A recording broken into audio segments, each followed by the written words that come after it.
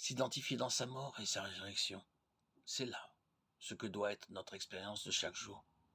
Nous ne pouvons marcher et être conduits par lui et parvenir au trône qu'à moins de nous approprier jour après jour la puissance de sa mort, quant à notre vie propre, qui a été crucifiée, et par la même foi, la puissance de sa résurrection par laquelle nous avons reçu la vie éternelle, qui est celle de la nouvelle création.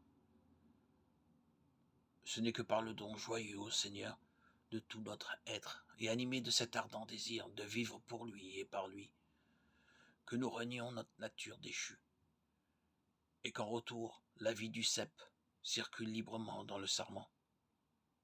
Nos yeux intérieurs doivent être constamment dirigés vers le Seigneur, en qui nous avons la vie. Et nous devons déclarer par la même foi, plus de place pour l'homme naturel, mais uniquement pour Christ. Il est mort pour tous, afin que ceux qui vivent ne vivent plus pour eux-mêmes, mais pour celui qui est mort et ressuscité pour eux.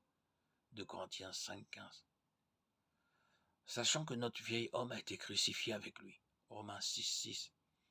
Si nous voulons marcher avec Christ, être son plein héritage et parvenir au trône, nous ne pouvons à la fois vivre pour nous-mêmes et pour Christ.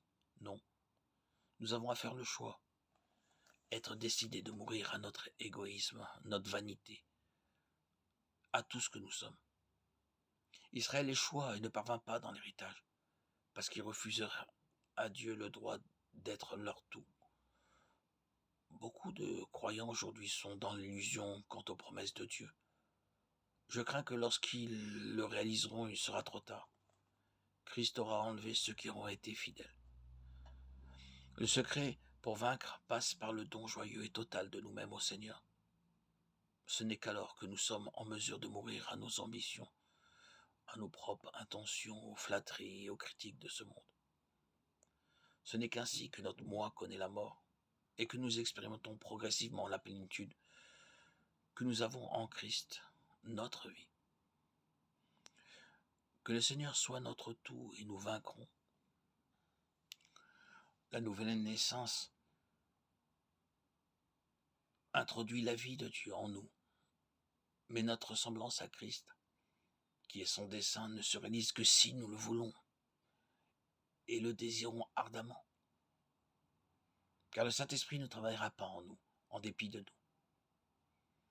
Cette œuvre intérieure du Saint-Esprit pour nous rendre conformes à Christ se réalise en étant un avec Christ, dans sa volonté. C'est chaque jour que nous devons aller à lui, avec l'ardent désir d'être sa possession et lui permettre d'atteindre le but glorieux pour lequel il nous a sauvés. Je viens à toi, ô Dieu, pour faire ta volonté. C'est sur cette base-là que s'accomplira en nous ce dessein, car ceux qu'il a connus d'avance, il les a aussi prédestinés à être semblables à l'image de son Fils. Romains 8, 29. Notre croissance dépend donc de notre obéissance, de notre soumission, de notre attachement à Christ. Notre croissance dépend de notre mise en pratique de ce que nous entendons.